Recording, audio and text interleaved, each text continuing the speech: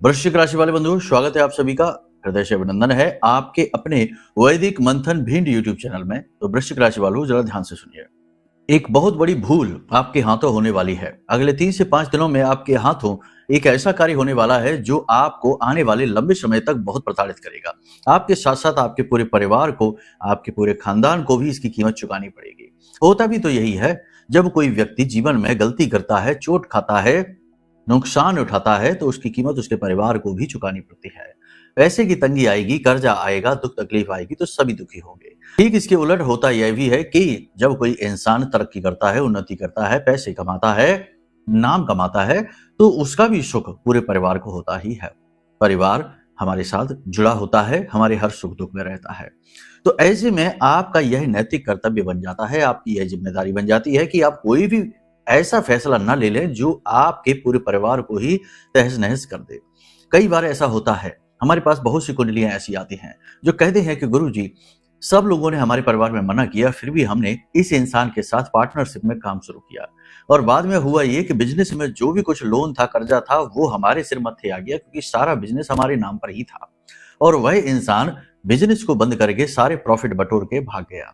आज रिश्ता भी खत्म हो गया और हम उस लोन को चुका रहे हैं, उस कर्जे को चुका रहे हैं।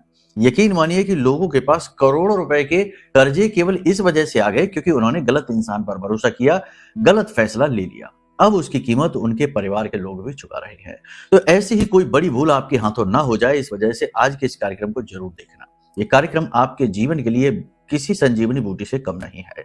बंधुओं, हम जो भी कुछ आपको बताएंगे वो ग्रह दिशाओं के आधार पर बताएंगे, महामाई के द्वारा दी गई दिव्य अनुभूतियों के आधार पर कुछ जरूरी संदेश हैं वो बताएंगे। इसी के साथ साथ जब भी समय विपरीत होता है तो ना केवल दवाई बल्कि कुछ जरूरी परहेज भी रखने पड़ते हैं, यानी ना केवल उपाय और क्रियाएं करनी है बल्कि कुछ जरूरी सावधानियां भी रखनी है। हम उनके विषय में भी आपको बताएंगे, सब कुछ विस्तार से बताएंगे।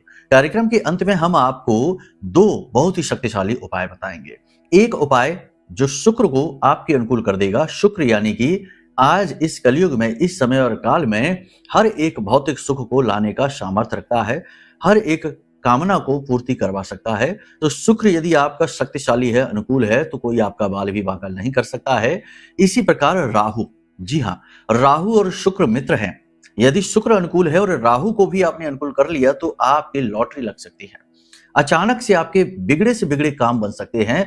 बुरी से बुरी चीजें जो आपके जीवन में इस समय चल रही हैं, आपको परेशान कर रही हैं, टेंशन है, चिंता है, कोई काम डूब रहा है, कर्जा बहुत ज्यादा है, या कोई व्यक्ति आपके पीछे पड़ा हुआ है, हर एक नकारात्मकता से आपको मुक्ति प्राप्त हो जाएगी। क्योंकि याद रखना कि जिसको राहु तारे उसे फिर कोई ना मारे। तो ये 2 उपाय आपको जानने बेहद आवश्यक है। इस समय और काल पर इन उपायों को करेंगे तो बहुत अधिक लाभ प्राप्त होगा। इसका सीधा कारण यह भी है कि केतु की दृष्टि शुक्र के ऊपर पड़ रही है, और शुक्र के ऊपर केतु की दृष्टि खराब नहीं होती है, लेकिन यदि आपने इसका ढंग से महत्व नहीं समझ पाया तो ये खराब भी हो जाएगी। हर अच्छी चीज को पहले समझना पड़ता है कि यह काम कैसे करती है, तब वो अच्छी होती है, अन्यथा उसका कोई रिजल्ट नहीं। अब जैसे मान कर लेते हैं कि रत्नों की बात करें या रुद्राक्ष की बात करें या किसी भी धार्मिक पवित्र वस्तु की बात करें, भगवान की मूर्ति की ही बात कर दें, तो दुकान पर चले जाइए, दुनिया भर के रुद्राक्ष रखे हैं, मूर्तियां रखी हैं, लेकिन हो सकता है कि दुकानदार का भाग्य ही खराब चल रहा हो, तो उसे नुकसान पे नुकसान हुए जा रहे हो, या उसके घर में कोई निगेटिव वातावरण हो, जबकि वह तो पूजा पाठ की सामान बेच रहा है, दिन भर उसके साथ सामान के साथ डूबा रहता है, लेकिन वह उनका उपयोग नहीं करता, वह केवल उन चीजों के आसपास है, बस इतने से ही सुरक्षा नहीं प्राप्त होती। कहने का मतलब यह है कि चीजें अच्छी हैं, लेकिन उन्हें अच्छी कैसे प्रयोग में लानी है, उन्हें अपने जीवन में उपयोग लायक कैसे बनाना है, ये समझना पड़ेगा। जब तक समझेंगे नहीं तब तक हर अच्छी चीज का भी कोई लाभ नहीं मिलेगा। कार्यक्रम बेहद ही महत्वपूर्ण है, इस समय और काल के अनुरूप है, जो भी ग्रह दशाएं हैं उनके अनुरूप है, और कुछ उपाय क्रियाएं सावधानियां हैं जो आपको बहुत बड़ी मुसीबतों से पड़ने से बचाएंगी, और आप जो गलत निर्णय गलत कार्य करने जा रहे हैं, अनजाने में ही सही, इसके विषय में भी हम आपको चेताएंगे, सतर्क करेंगे। याद रखना, समय का बहुत अधिक महत्व होता है। सही समय पर की गई सही बात हमेशा उत्तम परिणाम लेकर आती है, लेकिन गलत समय पर की गई सही बात हमेशा नकारात्मक परिणाम लेकर आती है और हमारे मान मर्दन भी कर देती है। आपको इस कार्यक्रम को पूरा देखना चाहिए, अंत तक देखना चाहिए। हमने बड़े ही भाव के साथ महामाई की कृपा और आशीर्वाद के साथ इस कार्यक्रम को आपके लिए तैयार किया है। ये आपके जीवन रेखा को बदलने का सामर्थ्य रखता है। बहुत सारी छोटी बड़ी बातें इस कार्यक्रम में करेंगे, साथ ही साथ अगले 3 से 5 दिनों की सटीक रोड मैप आपको दे देंगे, यानी पूरा जीपीएस दे देंगे 5 सटीक भविष्यवाणियों के साथ। हो सकता है कि कुछ भविष्यवाणियां आपसे मैच ना करें, तो आप समझ लेना कि वो आपकी किसी अन्य भाई बंधु के अनुसार है। वैसे हमने कोशिश ये की है कि लगभग 70 से 80% तो भविष्यवाणियां आपसे मैच कर ही जाएंगी। तो चलिए बंधुओं, महामाई को याद करते हुए आज के इस विशेष कार्यक्रम की शुरुआत करते हैं। कमेंट बॉक्स में पूरे भक्ति भाव के साथ लिख डालिए, जय मां भद्रकाली कृपा करो। महामाई के दर्शन करते हुए जो वीडियो में आपको दिखाई दे रही है, माई के दर्शन करिए और यह भी लिख डालिए कि मैं भी माई के परिवार का हिस्सा हूं। महामाई के परिवार का हिस्सा बनना बड़े ही सौभाग्य की बात है। इसी के साथ साथ आपको सूचना दे दे बंधु कि वर्ष की प्रथम नवरात्रि 19 जनवरी से प्रारंभ हो रही है और हमारे यहाँ धाम पर महाअनुष्ठान होगा ही होगा, हम तो करेंगे ही करेंगे।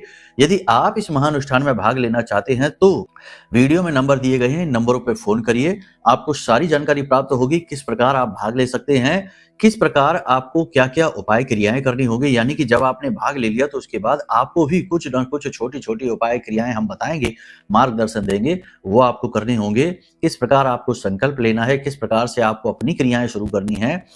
तो इससे होगा ये कि महामाई की दिव्य कृपा आप तक पहुंचेगी और आपके जीवन में इस समय जो भी कष्ट होंगे, जो भी परेशानियां होंगी, उन्हें महामाई अपनी कृपा शक्ति से दूर करेंगे। ठीक है, तो आपको भाग यदि लेना है तो आप वीडियो में नंबर है, इन पर फोन कर लेना। ठीक है, अब चलिए अपने मूल विषय को शुरू करते हैं। बात करते हैं 5 सटीक भविष्यवाणियों की। जय माई की। बंधुओं, ज्योतिष और तंत्र विद्या के क्षेत्र में आचार्य अमित एक जाना माना नाम है।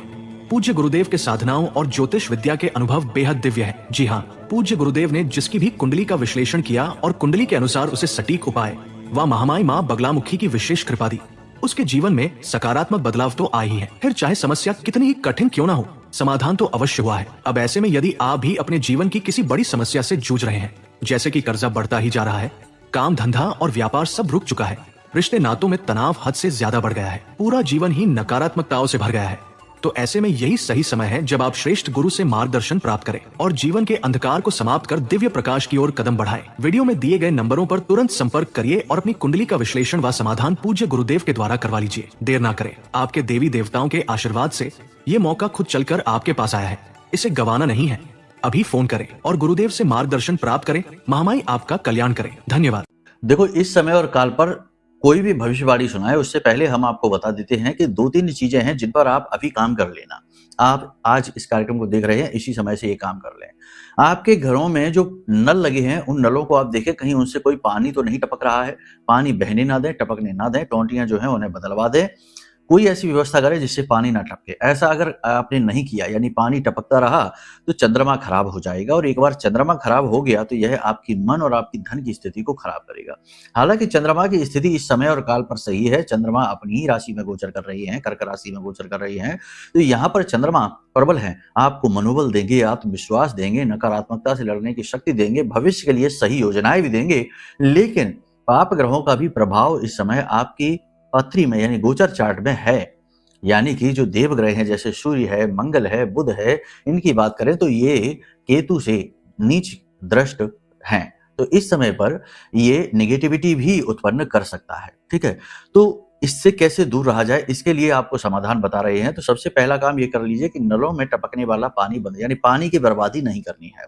दूसरा ये करना है कि ज्यादा भावुक विचार अपने मन में नहीं लाना, यानी इमोशनल होकर ज्यादा नहीं सोचना है चीजों के बारे में कि जरा सी बात हुई और इमोशनल हो गए। इमोशनल होकर सोचेंगे तो आप नुकसान उठा जाएंगे, कोई आपकी भावनाओं के साथ खिलवाड़ कर जाएगा या आपका ही कोई गलत निर्णय आपको आगे चलकर बहुत निराश करेगा। ठीक है, पहले भी ऐसा हो चुका है। इमोशन आपकी कमजोरी है, भावनात्मक होकर सोचना। हालांकि ऊपर से आप सख्त दिखाई देते हैं, ऊपर से आप दिखाई देते हैं कि आप इतनी जल्दी पिघलने वाले नहीं है, लेकिन अंदर से आप उतने ही सॉफ्ट हैं। दूसरा कि आप मंदिर अवश्य जाएं। देखो, प्रतिदिन अगले 3 से 5 दिनों तक प्रतिदिन मंदिर जाएं, और ये 3 से 5 दिनों की नहीं है, ये तो आजीवन का उपाय है कि मंदिर जाना ही चाहिए। मंदिर क्या है? मंदिर पावर हाउस है, पॉजिटिव एनर्जी का बहुत बड़ा सोर्स है, एक बहुत ही शक्तिशाली झरने जैसा होता है जहां से लगातार कृपा बह रही है।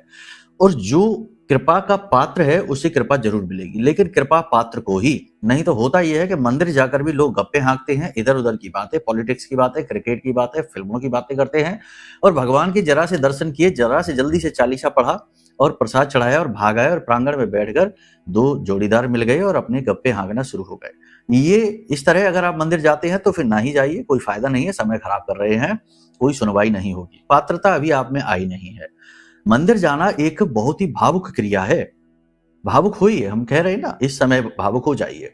मंदिर जाना एक भावुक क्रिया है। मंदिर जाना बिल्कुल वैसा ही है जैसे कि एक पुत्र थका हुआ है, हारा हुआ है, लहूलुहान है, परेशान है, विचलित है, दुखी है, कोई उसे सहारा देने वाला नहीं है, और वह अपने पिता से मिलने जा रहा है। और जब वह अपने पिता को देखता है, पिता के सामने बैठता है, तो अपने सारे दुखड़े सुनाता है, हर बात को बोलता है और पिता से कहता है कि कुछ करो। ये आपका ये जो शरीर है ना, पंचभूतों से बना हुआ शरीर है, इसकी बात नहीं हो रही है। आप इस शरीर के अंदर बैठा हुआ जो जीव है, जो उस ब्रह्म का ही एक अंश है, कह सकते हैं कि उस परम पिता का पुत्र है। ये संतान का अपने पिता से मिलन जैसा है, तो इसे भावपूर्ण तरीके से करिए। ये कोई फॉर्मेलिटी नहीं है कि जल्दी से गए, भागे, चालीसा पढ़ा, प्रसाद चढ़ाया, मौका मिला तो ठीक है, नहीं तो इधर उधर से घुस के और जाके दर्शन करके और भाग आए। फॉर्मेलिटी नहीं, ये बहुत हो रहा है आजकल, ड्रामा है। इस नौटंकी से भगवान प्रसन्न नहीं होंगे, इससे दुनिया जरूर प्रसन्न हो जाएगी, देखकर कहेगी वाह कितना बड़ा भक्त है, रोज आता है मंदिर और रोज 2 घंटे गप्पे हाँक कर जाता है, मंदिर में रुक कर जाता है। ठीक है, देखो बातें कड़वी हैं लेकिन सत्य यही है, हम देखते हैं कि ऐसा होता है। इसी के साथ साथ आप एक काम और करें कि रात्रि के समय आसमान में चंद्रमा को देखें, चंद्रमा की शीतलता का अनुभव करें। चंद्रमा को देखना आपके लिए बहुत लाभकारी रहेगा, आपका मन शांत रहेगा, आप पॉजिटिव बनेंगे। हो सके तो चंद्रमा को देखते हुए त्राटक करें, यानी कि आंखों से आंसू आने तक चंद्रमा को देखे बिना पलक झपकाए। ठीक है, ये बहुत शक्तिशाली क्रिया है, योगियों की क्रिया है, ये आपका मनोबल बढ़ाएगी, आपके चंद्रमा को अनुकूल कर देगी।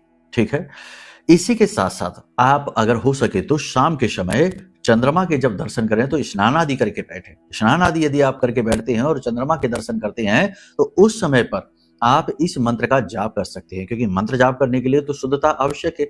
और याद रखना कि ये कोई दीक्षा मंत्र नहीं है, नहीं, यहाँ पर भी कुछ ज्ञानी लोग आ जाएंगे और कहेंगे कि ये तो गुरु से दी जानी चाहिए मंत्र और दीक्षा और ये वो। ये दीक्षा मंत्र नहीं है, ये साधना मंत्र नहीं है।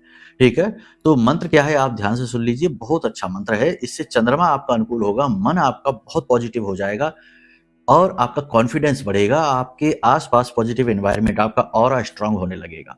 क्या है मंत्र, आप ध्यान से सुनिए। ओम क्षीरपुत्राय विद्महे अमृतत्वाय धीमहि तन्नो चंद्रः प्रचोदयात्।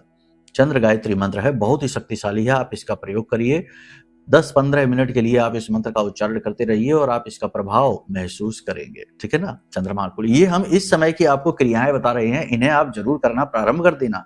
बहुत ही सरल सरल सी क्रियाएं हैं, ज्यादा कुछ नहीं है। ठीक है, अब बात करते हैं भविष्यवाणियों की। देखो सब कुछ ठीक है, आपका आत्मविश्वास बढ़ा हुआ है, मनोबल ऊंचा है, आप मुसीबतों से लड़कर बाहर निकल आएंगे, आपको खूब विश्वास है। इस समय और काल पर जो भी कष्ट आपके जीवन में, जो भी तकलीफें चल रही हैं, उन सब से बाहर आप निकल आएंगे। लेकिन कहीं ना कहीं अंतर मन में आप ये बात जानते हैं कि आप इन सब भंवर चक्र में, इस पूरे महासागर में अकेले ही हैं और ये युद्ध आपको अकेले ही लड़ना है।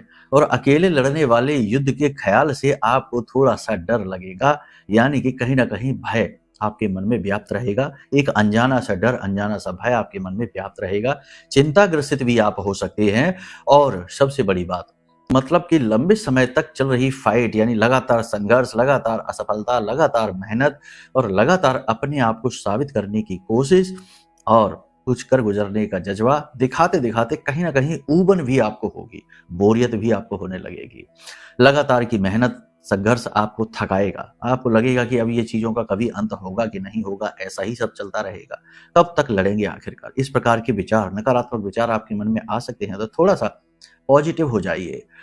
जीवन संघर्ष ही तो है, जीवन एक यात्रा है और यात्रा में विराम कहाँ है। यात्रा में थोड़ी देर के लिए अल्प विराम हो सकता है, लेकिन पूर्ण विश्राम नहीं होता। तो इसे सकारात्मक तौर पर लीजिए। भगवानों के उदाहरण को देखिए, शास्त्रों में दी गई कहानियों को पढ़िए, सुनिए, कथाओं को सुनिए और चीजों को महसूस करने की कोशिश करिए। हर व्यक्ति इस संसार में कोई ना कोई उद्देश्य लेकर आया है, आप भी इस संसार में किसी उद्देश्य के साथ ही हैं। याद रखना कि किसी का उद्देश्य जब पूर्ण होता है तो फिर उसका इस संसार में रहने का कोई मतलब नहीं है, तो वो इस संसार से विदा भी हो जाता है। ऐसा नहीं है कि सबकी आयु 100 वर्ष की पक्की है। जिसका उद्देश्य 50 वर्ष में पूरा हो गया, तो वो 50 वर्ष में ही ऊपर चला जाएगा भगवान के पास, है ना? ये डराने वाली बात नहीं है, ये जानने वाली बात है, आध्यात्मिक विषय है। आप यदि इस संसार में स्वस्थ हैं, जी रहे हैं, कर रहे हैं, काम अपना लड़ रहे हैं, फाइट आपकी चल रही है, संघर्ष आपका चल रहा है, इसका मतलब ये है कि अभी आपका उद्देश्य पूरा नहीं हुआ है। जिस दिन आपका उद्देश्य पूरा होगा, आप बहुत शांति और सुकून का अनुभव महसूस करेंगे। आपको पूर्णता का अनुभव महसूस होगा। आपको लगेगा कि जैसे आपका जीवन धन्य हो गया। ठीक है? तो कहने का मतलब ये है कि अपने आप को पॉजिटिव रखिए, नकारात्मक ना बनाइए। चीजें जो है ना, जैसी दिखती हैं वैसी होती नहीं है। हर एक चीज, हर एक दुख तकलीफ परेशानी में भी आध्यात्मिक पहलू छिपा रहता है। कहीं ना कहीं आप अपने कर्म को ही काट रहे हैं। यहाँ पर यह भी हो सकता है कि किसी व्यक्ति की बातों से आपका मूड खराब हो सकता है। बातों में आकर यानी कोई आपकी बेइज्जती करने की कोशिश करेगा, आपको इमोशनली हर्ट करने की कोशिश करेगा, ऐसी बातें करेगा, ऐसे शब्दों का प्रयोग करेगा कि आपका दिल दुखेगा, आपका मन खराब हो जाएगा, आपका अपने ही काम में मन नहीं लगेगा। तो आपको थोड़ा सा इमोशनली स्ट्रांग बनना है। लोगों की बातों में ज्यादा ध्यान नहीं देना है, छोटी छोटी बातों को दिल से नहीं लगाना है, छोटी छोटी बातों पर सवाल जवाब नहीं करने हैं, बहसबाजियां आपको नहीं करनी है, इन सब से आपको दूर रहना है। चीजें जो खटक रही हैं उन चीजों को खटकने दो, आप अपने काम में लगे रहो, दुनियादारी पर ज्यादा ध्यान ना दो। निराशा आपके मन में घर करेगी, यह बात निश्चित है, लेकिन उससे लड़ना भी आपका ही दायित्व है, आपकी ही जिम्मेदारी है। नए वर्ष के लिए आप आशावादी हैं, उम्मीदें हैं आपको कि आप बहुत कुछ कर पाएंगे। कुछ आपकी बड़ी योजनाएं भी हैं जिन पर आप काम करना चाहते हैं, करिए, बहुत अच्छी बात है, आपको सफलता अवश्य मिलेगी। आप अपने काम में पूरी ईमानदारी रखेंगे, अपनी जिम्मेदारी, अपने दायित्व को पूरी मेहनत के साथ निभाएंगे, लेकिन कहीं ना कहीं इसमें भी कमी रह ही जाएगी। रिश्तों को संभालते संभालते आप बहुत कुछ मिस कर देंगे। अपने जीवन का महत्वपूर्ण समय, अपने जीवन के सुख और आनंद को आप मिस कर देंगे और इस बात से आप थोड़े से दुखी भी रहेंगे। पैसा कहीं ना कहीं कम पड़ जाएगा, यानी कि जिम्मेदारियों को पूरा करते करते, दूसरों के खर्चों को, जरूरतों को पूरा करते करते पैसा कम पड़ जाएगा और इस बात से भी आप दुखी रहेंगे, आपको अपना मन मारना पड़ेगा। अब यहाँ पर अच्छी बातें ये हैं कि आपकी किसी ऐसे व्यक्ति से मुलाकात हो सकती है जो आपका पुराना परिचित होगा, पुराना मित्र होगा और उससे मिलकर आपको अच्छा लगेगा। यहाँ पर 2-3 चीजें आपके साथ अच्छी हो सकती हैं, जैसे कि अचानक से आपके जीवन में धन का आगमन हो सकता है, क्योंकि कहीं ना कहीं गुरु जो है ना, राहु से तो दृष्ट हैं ही, लेकिन गुरु अपने आप में प्रबल हैं, शक्तिशाली हैं, अतिचारी हैं, तो वो अचानक से आपको धन लाभ दे सकते हैं। चंद्रमा से ठीक पहले के भाव में गुरु बैठे हुए हैं, तो यहाँ पर कहीं ना कहीं चंद्रमा को पॉजिटिव कर रहे हैं, शक्ति दे रहे हैं, बल दे रहे हैं। अचानक से आपको धन लाभ होगा, अचानक से आपको कोई बड़ी खुशखबरी मिल सकती है, अचानक से आपकी किसी ऐसे व्यक्ति से मुलाकात हो सकती है जो आपको अच्छा महसूस कराएगा। आप अपनी पुरानी यादों को याद करेंगे, ताजा करेंगे और आप खुश होंगे। यहाँ पर 2-3 चीजें स्वास्थ्य को लेकर भी होगी, जैसे पेट में जलन, एसिडिटी की शिकायत, गैस की शिकायत आपको हो सकती है, पेट में दर्द भी हो सकता है, हल्का बुखार, तनाव, क्योंकि काम की अधिकता रहेगी जिसकी वजह से हल्का बुखार, तनाव, स्ट्रेस भी आपको रहेगा, सिर में दर्द की समस्या भी आपको हो सकती है। कुटिल लोग, जो नकारात्मक लोग हैं ना, जो बहुत ही चालू टाइप के लोग होते हैं, ऐसे लोगों से दूरी बनाने की कोशिश करें। कार्यस्थल पर वातावरण आपके अनुकूल नहीं है, आपके खिलाफ लोग, उच्च अधिकारियों के कान भर रहे हैं और आपके खिलाफ वातावरण निर्मित कर रहे हैं और ये बात आप अच्छी तरीके से जानते हैं। लेकिन आप ज्यादा जोर लगाने की कोशिश ना करें, किसी के सामने सफाई देने की कोशिश ना करें, बस आप अपने काम को ही करते रहें और उसी से आप लोगों का दिल जीत लेंगे। और 14 जनवरी के बाद सकारात्मक समय आएगा, अच्छा समय आएगा और आपका जो ऑरा है, आपका जो ऊर्जा क्षेत्र है वह प्रबल हो जाएगा, ग्रह भी आपके अनुकूल हो जाएंगे। जल्दबाजी में कोई भी निर्णय ना लें, खास तौर से बड़ा इन्वेस्टमेंट, यानी कि बड़ा इन्वेस्टमेंट, मोटी रकम कहीं भी इन्वेस्ट इस समय पर आप ना करें। हालांकि शेयर मार्केट वगैरह में लॉस नहीं होगा, आपको प्रॉफिट ही होगा, लाभ ही होगा, फिर भी लालच ना करें और कहीं बड़ी मोटी रकम को इन्वेस्ट ना करें, अभी इन चीजों को इग्नोर करें। निकट भविष्य में कोई वाहन, भूमि, भवन आदि का आपका योग बन रहा है तो आपको जल्दी ही इनके सुख भी प्राप्त होंगे, लेकिन इनके बारे में भी जल्दबाजी ना करें, थोड़ा सा सोच समझकर ही आगे बढ़ें और धैर्य से काम लें। जल्दबाजी में करेंगे तो अपना काम आप खराब कर लेंगे। कार्य क्षेत्र में भावुकता से निर्णय ना लें। हम फिर से आपको कहते हैं कि किसी भी क्षेत्र में भावुकता से निर्णय ना लें, क्योंकि भावुकता आपका कमजोरी है, आपका स्ट्रांग पॉइंट नहीं है, आपका वीक पॉइंट है और वहां से आपका दुरुपयोग हो जाता है। अब बात करते हैं विदेशों की, तो विदेशों में जो एक्सपोर्ट इंपोर्ट का काम करते हैं, काम ठीक ठाक चलेगा, ज्यादा परेशानी नहीं, लेकिन पेपर वर्क को लेकर परेशानी आएगी ही। इसी के साथ साथ अचानक से आपको लंबी दूरी की यात्रा भी करनी पड़ सकती है, जो आपके लिए थोड़ी सी नुकसानदायक रहेगी, आप परेशान हो जाएंगे, व्यथित भी आप हैं ही मन से, और यात्रा का बोझ भी आपके ऊपर आएगा, अनावश्यक यात्रा रहेगी। इसी के साथ साथ आप खूब मेहनत करेंगे, काम करेंगे, सब कुछ करेंगे, लेकिन इन सब के बावजूद भी अपने परिवार के लिए समय आप निकाल पाएंगे। परिवार के सदस्यों के साथ आप बैठ पाएंगे, किसी विशेष महत्वपूर्ण विषय पर चर्चा होगी। परिवार के किसी सदस्य के बारे में आपको खुशखबरी प्राप्त हो सकती है।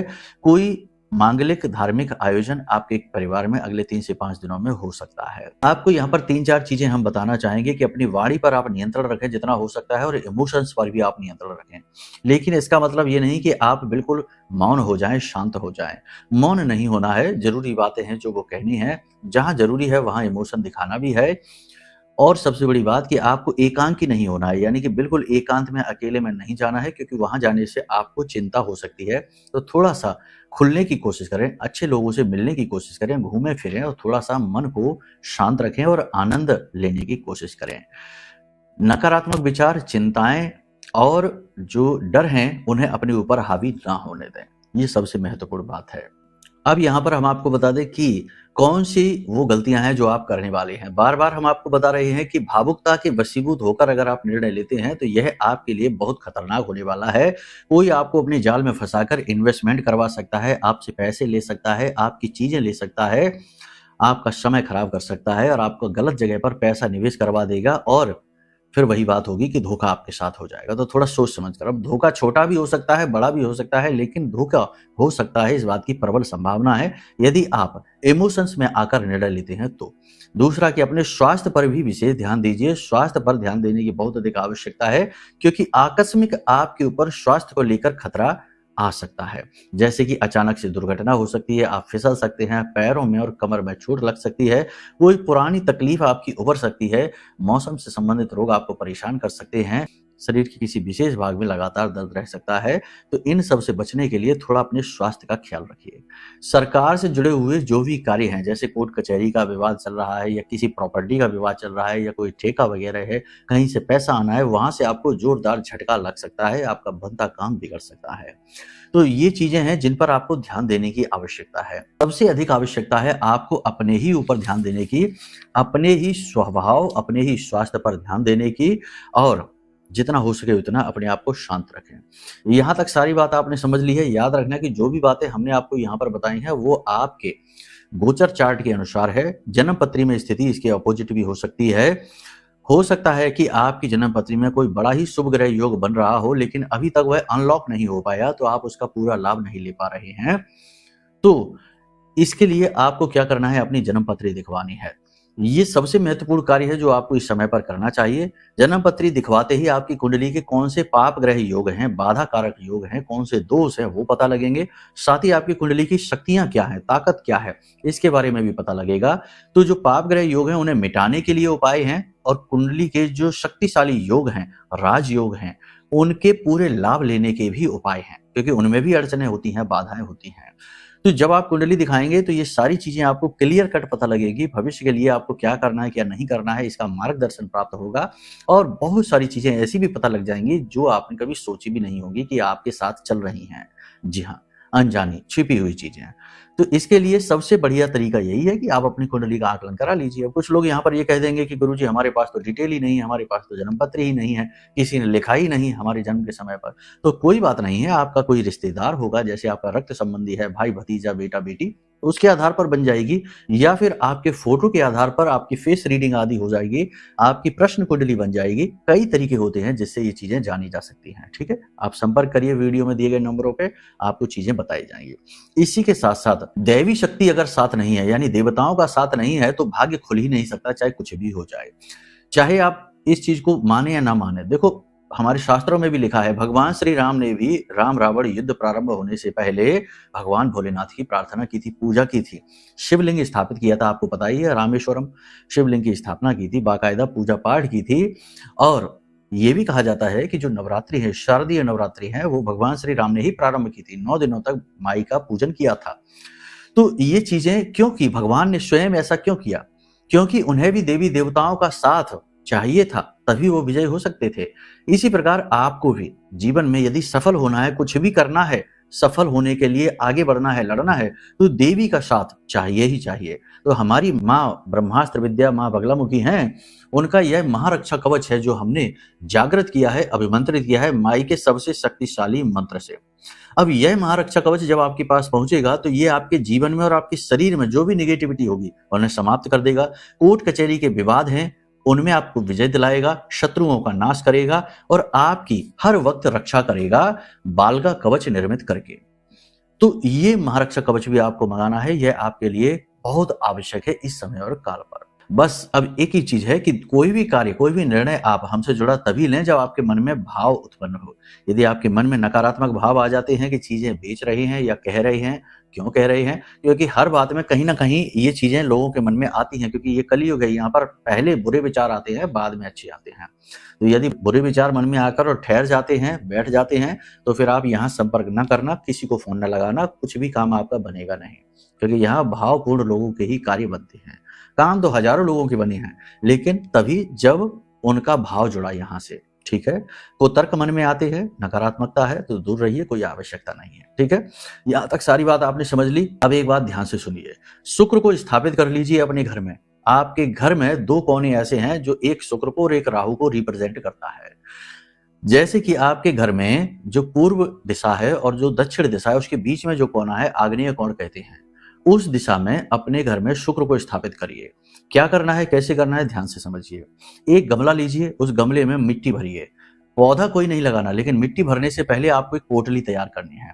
लाल रंग का एक कपड़ा लेना है, उसमें चांदी का सिक्का रखना है, थोड़ी सी कौड़ियां रखनी है, 7 कौड़ियां रख लीजिए, लक्ष्मी कौड़ियां भी इनको कहते हैं। थोड़ी सी हल्दी डालनी है, एक गांठ भी हल्दी की आप रख सकते हैं, और थोड़ा सा गुलाब का इत्र इसमें डालिए और इस पोटली को आप लपेट लीजिए धागे से, लाल रंग के धागे से, और इस पोटली को उस मिट्टी में दबाकर आप रख दीजिए। आपका शुक्र एक्टिवेट हो जाएगा।